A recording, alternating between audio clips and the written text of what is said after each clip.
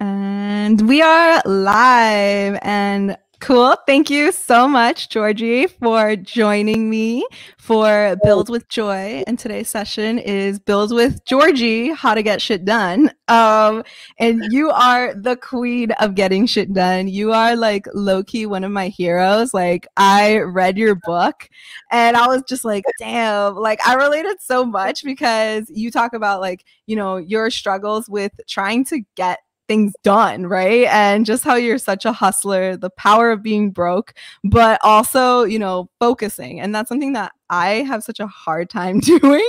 So reading it, I was just like, okay. Like it was relatable. And also I was hysterical laughing. I literally read the book in 2 days. Like I wouldn't put it down. It was really good. And it was science, so I was really excited. But I'm really excited for people to get to know you and what you're about. And if you could tell us a little bit about yourself and where you are right now. yeah, absolutely. So right now, I am back in New York. I had moved away and about for a while, but now I'm back in New York. I grew up most of my life in the Bronx. Shout out to the Bronx. And, I'm currently the founder of an organization called GSD Solutions. That's where I do all my consulting work, all about getting shit done, being productive, maximizing your resources. And I have a personal brand where I talk about the same thing, where I teach people how to create digital products and services in a more lean kind of just get it done kind of way. And like my principle that I've like honed in on is, getting shit done requires 3 steps. You have to plan it out, you have to then produce it, and then you have to figure out how to make money and profit from it. Like if you're not making money, then you're not making sense, or whatever the song said. Because it's just so important to not only just be busy, but to be busy with purpose, be busy with making sure that you're stable, be busy with achieving, meeting new people, growing. So it's always about the growth, whether again it's mentally, physically, financially, spiritually, just always be growing within the productivity and the business that you're in while you're getting shit done. Yeah. Oh man, that one's a good one. Always be growing. Yep. I feel like that's always something, I love learning that. I realize that's something that you're constantly learning. You never reach like, okay, I'm done now. But what put you into this like hustle mindset, right? I feel like, I read your book and I feel like a lot of people, especially like, Black and brown people, can really identify because we're always hustling. Like we need to figure out how to make it work. And I think like by nature, a lot of us are entrepreneurial. So if you could tell us a little bit about, your personal journey and, a little sneak peek into someone that wants to read the book. Absolutely. So yeah, I said I spent most of my life in the Bronx, but I was born and raised in Jamaica. So like the first 7 years of my life, I was on the island of Jamaica. And growing up in this community, everyone, like you said, is an entrepreneur. You have, or, even if they're a nurse, they have like a shop. The butcher, the electrician, like everyone is kind of like owning their own businesses. And so from that very young age, I was just like, that's what I want to do. I want to have businesses and help people get jobs. And people looked at me like, okay, little girl, sure. And like, y'all gonna see. And so, I just love the idea. And like you said, I love learning. Like, so I never think that I know it all or like I've learned enough. And I really take pride in being that person in the room that's curious. Like anywhere I am, I'm going to ask questions. And so growing up with this mindset of there's always more to do, there's always more to learn, there's always more people to meet, I would always go out there. So I became a natural extrovert because it wasn't because I was only excited to meet people. I just wanted to know. Like I just found it so fascinating to see how things work, to pull things apart, to put them back together and create different systems and say, hey, you're doing that. You've been doing that for 10 years, but guess what? I see another way to do that. That'll save you time, that'll save you money, that'll make it just a better process for you, your family, whoever's involved. And growing up in a very, Caribbean household, especially after we came to the United States, or even before that, like when you immigrate to a country, it's a clear message that what we have here is not enough, And what we're going there is to be better, do better, get more. And so like that's a clear message. As soon as that happens, it's like it's ingrained in like that immigrant child and that immigrant family's brain.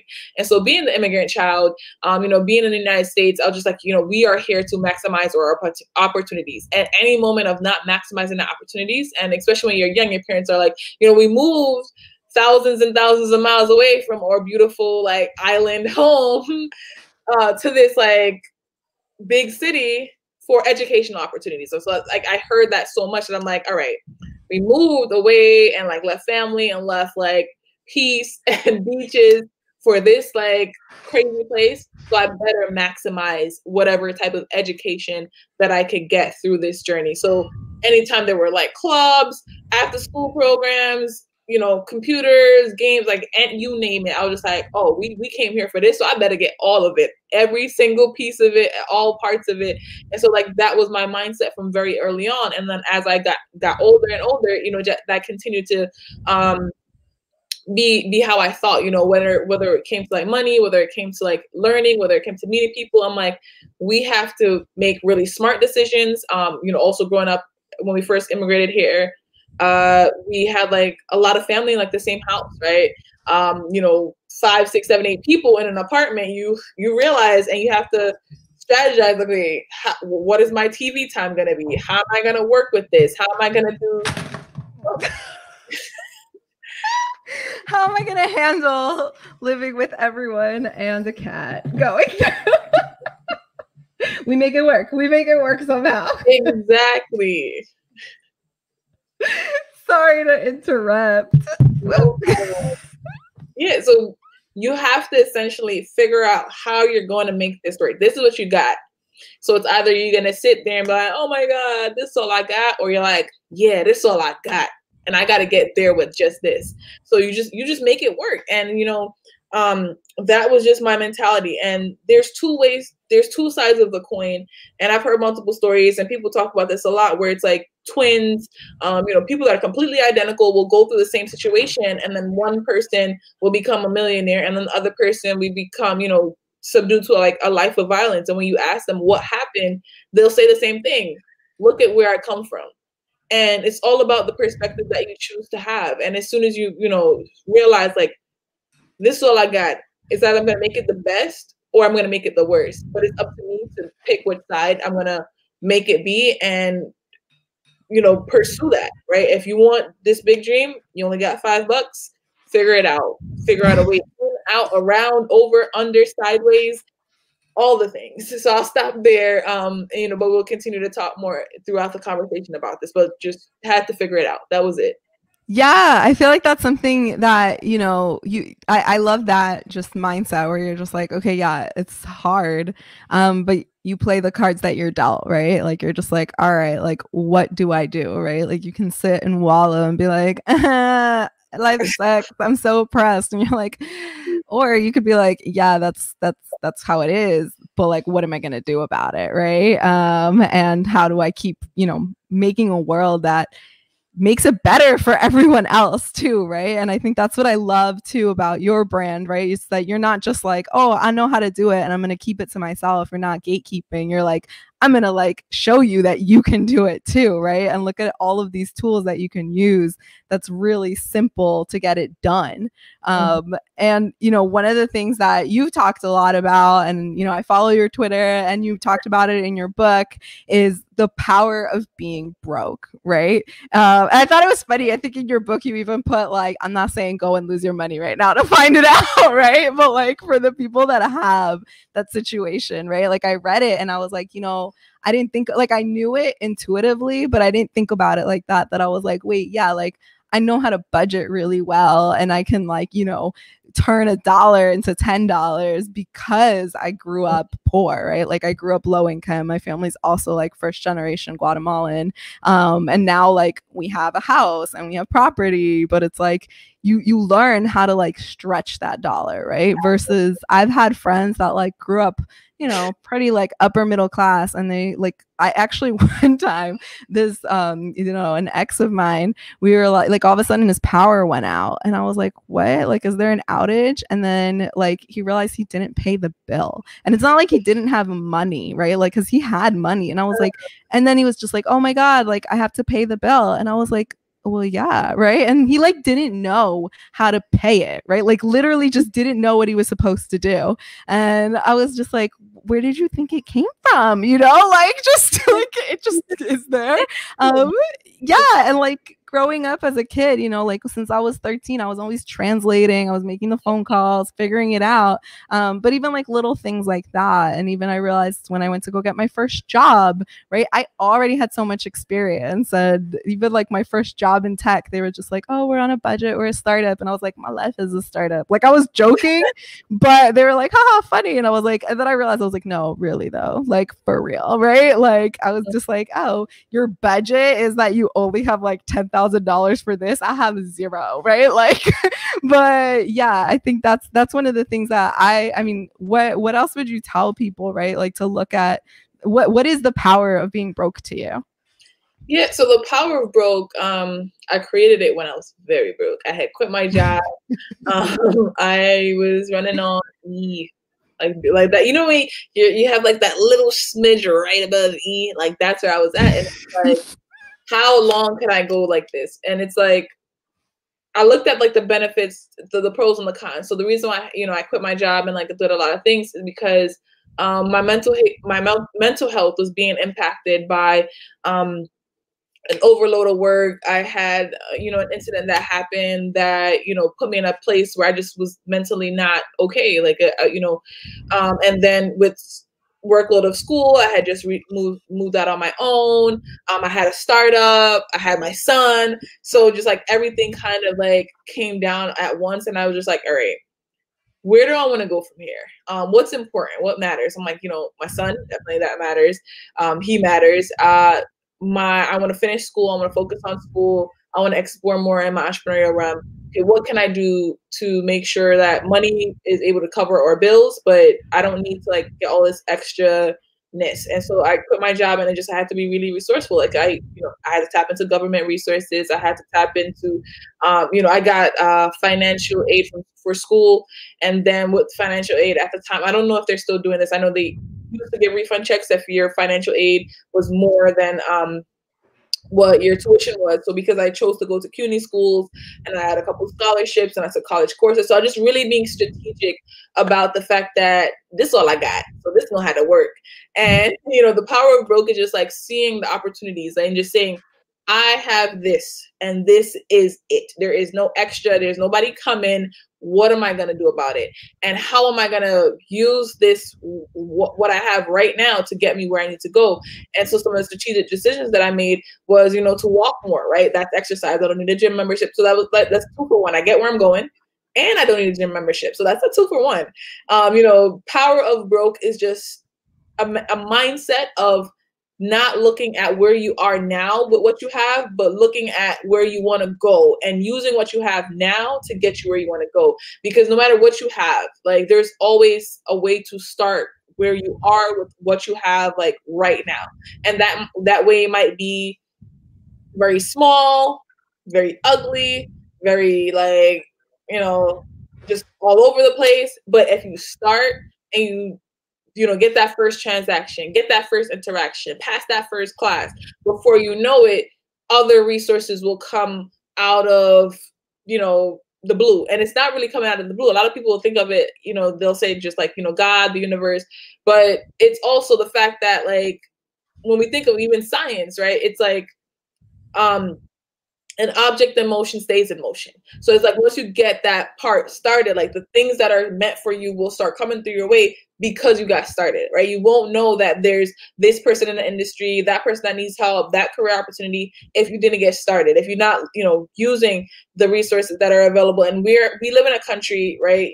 Living in the United States, there's so many free resources available, from resources like Libby, right? People have never heard of Libby or Overdrive. And that's, if you have a library card, almost all libraries are hooked up to this platform called Overdrive, and they have an app called Libby. So you can be listening to audiobooks for free, ebooks for free, borrowing books at the actual physical library for free, right? These are things that you could do. and you could be learning about systems, you know. And Libby, I know for the New York City Public Library, and I'm not sure if it's full New York State, they have a partnership with the platform Linda. So you could take online courses and literally get certified.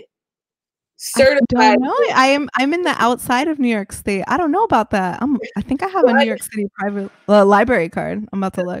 NYPL. And I think if you are in New York State, you can still get like a New York City. Yeah, you can. Exactly. So boom, now I could literally, this free library card to get me certified in, you know, basic coding languages and UX design. They literally have real certification programs that you can add to your profile. Applying for different scholarship programs. Like there's so many different scholarship programs out there, and they're not just for college students. They're for programs like Udacity, Coursera. You see the people giving raffles and giveaways and opportunities. Apply, right? You know, a simple platform, Gary's Guide, right? Gary's Guide is like, I'm speaking more so like New York City for those who are listening. You know, and he has like I think it's like a San Francisco one as well, and another city or a few more cities. But Gary's Guide is a platform that he has a bunch of contests for different, you know, folks will put up events on there. They'll put up programs on there. And I got tickets to go to events that would cost $300, $400, $500. And these were free tickets. Probably a lot of people didn't enter the raffle, but it, you know, selects people at random, but you have to be in the game to win the game. And, you know, just putting myself into these buckets of people, into these buckets of resources. I got chosen and I got noticed, and I actually kind of stood out because they're like, who is this little Black girl in her illicit mind hoodie and these jeans in this corporate meeting with, you know, again, $500-$600 tickets, right? Or $1,000 tickets. It looks a little different than a $20 ticket event. And if this is all I got, this is all I got. You know, might throw on a little blazer, right? Come in with the best that I can, but also comfortable because I know I'm about to be here for 6-7 hours. And asking questions, like that's how a lot of people would notice me in the ecosystem. I remember the first time I went to one of the events that I went to, the speaker was talking about ROI. He kept on mentioning ROI. And at this time, I did not have any idea what the heck ROI stood for. And so when it's like Q&A, I'm like, hey, raise my hand. What does ROI mean? And everybody kind of looked at me like, why is she in this room if she don't know what ROI means? And, you know, he explained it, and then I could see, you could see certain faces, and I saw certain other people that probably that didn't know what it meant too. Maybe they were looking at me because I look crazy, but they looked at me like, thank you for holding it down. I had no idea either. And, you know, if I was curious, and so from doing that, like I built like a really strong network because people realized like, oh, this girl's like, by any means necessary, gonna get it. She's gonna show up with what she have, use what she has. You know, I'd volunteer for events, you know, because I had time and I was really ready and willing to learn, and I wanted to learn all these things. So now people look at me as like the Georgie of all trades, that I could do, you know, build almost anything. But, you know, that all started with me saying, I'm going to try. I'm going to use what I have now. I'm going to try. I'm going to, you know, what I have is time. What I don't have is money. But with that investing of that time, the money did come, indeed. Yes. I feel like I rarely meet people that are like, you know, Georgies of all trades, right? Like, and it's funny because even the last couple of jobs I've done, like in the description, it was like jack of all trades, and I'm like always been that like engineer type of person that I'm like, I want to reverse engineer everything, like I want to figure out how you get it done, right? And I think a lot of people will always tell us like, oh, you have to pick one thing and just like focus at being really good at it, right? And it's just like, okay, yeah, we are like, we're good at strategy and like operations and, you know, figuring out all the pieces. And a lot of people's brains just like do not work that way. But I think especially right now, it's like such an advantage, right? Because everyone's like, I don't know how to use all these digital things, right? And you're just like, yeah, there's all these moving parts. I know how to put them together and figure it out. But I think that's really like, you know, something that works in our favor, right? And you mentioned like, you know, that you're the only like little Black girl in this whole space, right? And I feel like those moments, like I've had those moments where I'm just like the only woman, the only person of color, show up with like my big curly hair, and you can tell like people are looking at you. But then I think that's like something to say like, yeah, it's not always like the funnest, right? But like at the same time, you're like, okay, how do I use this to my advantage, right? Like people are noticing me, right? Like ask those, like, I don't know how to say it in English, like sinvergüenza, shameless, right? Like ask those like shameless questions that you're just like, yep, I'm gonna ask it. Because I've even noticed, you know, when you ask a question, like people come talk to you after, right? Like, and I've made great connections. I've gotten like business deals from that, right? Because people are already looking at you. They're gonna notice you, right? So it's like, all right, like how will it work in my favor, right? And you know, they can judge you all you want as long as you're getting it done. And then like they say, like ignorance is bliss. And I think when you are a person that loves to learn, there's always going to be like a little bit of ignorance that lives inside of you that takes the chance, right? You know, they say like, you'll see like examples where it's like somebody that's super smart would be more fearful to take that risk because they're like, I've already calculated down to the T, it's not going to work. Or if it does work, the percent of blah, blah, blah, blah. And I'm like, oh, I'm just going to do it. I'm just going to try.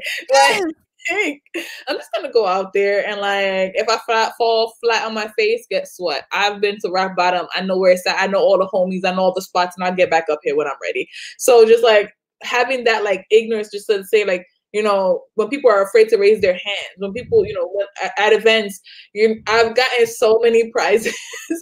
Do not, you know, mess with me when it comes to contests at events. I've gotten so much. You know, I've gotten my laptop I got at an event, and it's a $1,300 laptop. I've gotten a book bag, tablets, headphones, like you name, like so many things I've gotten free at events because they, you know, the speaker will try to interact with the audience, and they're like, you know, who wants to volunteer for an opportunity? You know, raise your hand, get up here on stage, say something, and everybody's like, and I'm like, hello, I am here. Give me that free stuff. Thank you. Like gift cards, like so many things. But people are like, oh my God, you're so brave. I'm like, no, I'm broke and I need that. I don't know if you don't have that. You're so brave. No, I'm broke. And even if I'm not broke, that up there is $500. That's so true. You can flip that or you can just keep it, right? Like, but yeah, and I think that's, you know, one of the things you touch on. You talk about that in your book too, right? Like, you know, you're not afraid to fail. And I think that's one of the biggest, you know, assets that you have. And one of the things that like I realized that I'm just like, why won't people try this? Right. And it's like, you know, especially like I'm like a very STEM engineering type of focus person, but it's like, yeah, you know, for me, I'm always like, well, it's the scientific method. If it doesn't work, you try again, right? Like, and you see what you need to change, what didn't work. And I forget that like people don't function like that, right? Like they're just like, no, right. And it's like, yeah, but that's like what life is about, is like you're gonna try it out and it's not gonna be perfect. And then you're just like, all right, what can I change? Is it like ready to just try something new? Right. Like, but one of the things you also talk about is dealing with your mental health, right? And I think that's something that we don't talk about enough. But especially even like as founders, as entrepreneurs, right? Like I think especially if you're an immigrant like kid, right, or a child of immigrants, you're always thinking like, I have to be productive, I have to hustle, I have to do that, right, to the point that it eventually like burns you out. And you like talk about that in your book too, and why you focus on trying to do 3 things. And I read that and I literally was like, yes, and then I didn't do it. But I would love to know more about, you know, just like what advice or your, you know, a little bit about your personal journey and how you cope in balancing out your mental health while being an entrepreneur and hustling all the time. Yeah, and I think it comes down to like learning more about myself. So like putting things in place that's going to catch me. So one, having a strong support system. So having friends, family, colleagues around you that's going to be like, that will call you out on your shit. So whether you're doing, you know, something that they're like, hey, remember that last time? So it's like these trends and these people that I surround myself with, people will notice. They're like, you know, you started posting like a lot of random things the other day. Are you good? And I'm like, what do you mean? They're like, you just got 17 times more busy than you usually are. That's a sign that you're like deflecting from something. Like, you know, people that will notice these things that could like help you get out of your head, or, you know, you showed up to that thing, but you didn't kill it. Like, why, you know, what's going on? Like people that will really call me out on my BS. I was always that like nerd, you know, brown nerd that would be like, teacher, you didn't check the homework, or, you know, what are we doing today? And like, just really trying, and I would love mean teachers. Like I told people all the time, I love mean teachers, the teacher that is like super strict, super disciplinary, and like, that does not take, oh, you want to have flowers? No, this is not good enough. Go back and do it again. Because those type of people kind of push you. Like I have like my balance of like cheerleaders. Like I have my cheerleader like circle, but I know where to go when it's like this, there's like bump that needs to get over. So that's like one thing. And then the second thing is like journaling. So journaling and like calling myself out, because we know ourselves, but we also know what to do to kind of like make our brains think like, oh no, that's okay. But like if you're journaling, if you're writing it down, if you're really keeping track of it, you're gonna be like, oh no. You need to get yourself together. You're gonna have this little argument in your brain like, you're bugging out now. And just like creating different boundaries within yourself, like within myself, is like another thing to do, because it's so easy to get caught up in what's going on out there, and being open to switching your systems if it stops working. That's the next thing. I think too many people like, oh my God, I've always, I've always done it this way. I'm going to keep on doing it this way. And certain times in life, you will get older, certain experiences might happen, and something that worked for you like perfectly in the past could be failing you back to back to back right now. And so, one of the strategies, like before, social media was a marketing tool for me, right? I would go on trying to really engage, and yes, it's still a marketing tool, but now it's a huge distraction as well. So just being strategic about it. Okay, I'm gonna set a time and place, a time when I go on the different social medias. I'm gonna use like Hootsuite and different tools to auto schedule certain things.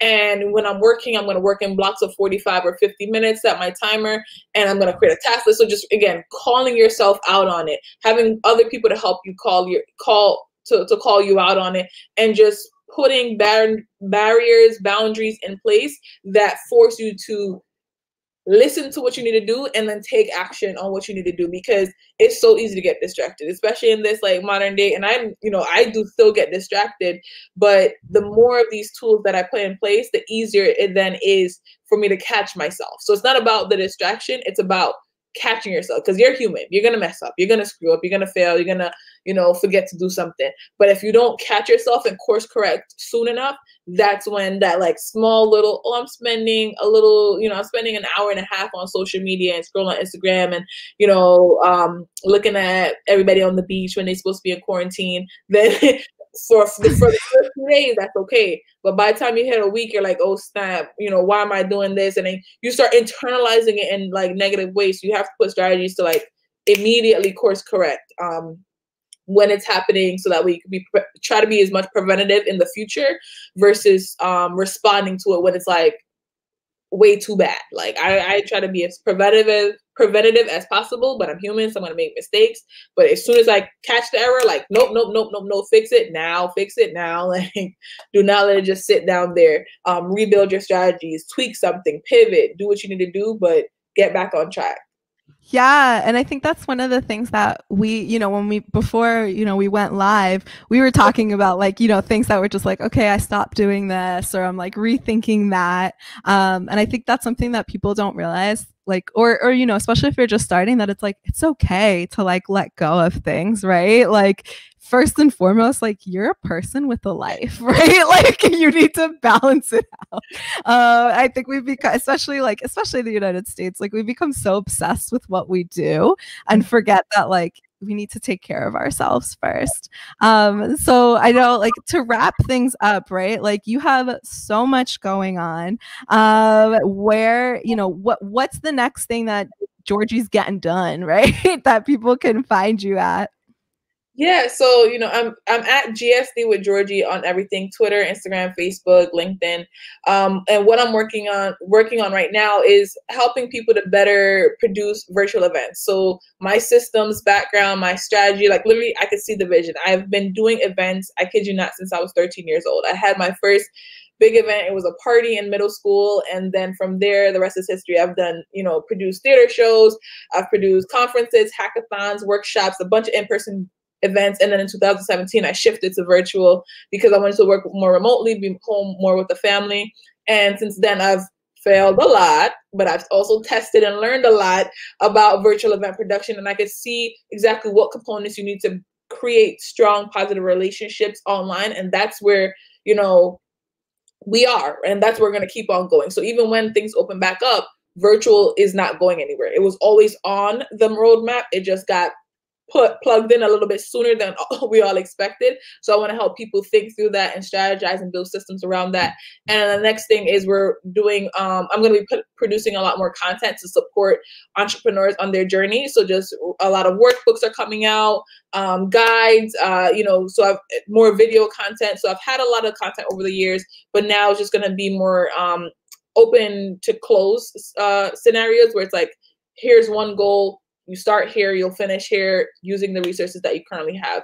So look out for all that amazing stuff. Again, on everything GSD with Georgie, and then my website, gsdwithgeorgie.com, is how you could learn more. Yeah, and I could totally vouch for your event productions. I was so blown away. You and Dan of Be Great Podcast asked me to speak at the Stay by Stay Home Summit. All right, because I think a couple of folks had been going to Southwest, and then that got canceled with quarantine. And I've been working remotely for now almost 4 years, right? So I've been doing everything remote. And when I saw you were doing that, and Dan had been you have to connect with Georgie, and I was like, oh my God, she gets me, and she's an execution strategist. I was like, I didn't even know that was a word, but we do similar things. And I was like, there's more of us, right? But also when you did the event, I was so blown away because I felt I was I already hate conferences, right? But it was just wait, I'm actually connecting with people, right? And we had that going on, and you found the awesome platform. And it was I actually built really awesome relationships from that. And yeah, I was oh my God, it's all my people, right? And I definitely agree. It's not going anywhere. If anything, it's democratizing access, right? So especially the young us that were hustling and looking online for resources. So I'm really excited for everything that you're doing. And thank you so much for taking time of your day to share with me and with everyone listening.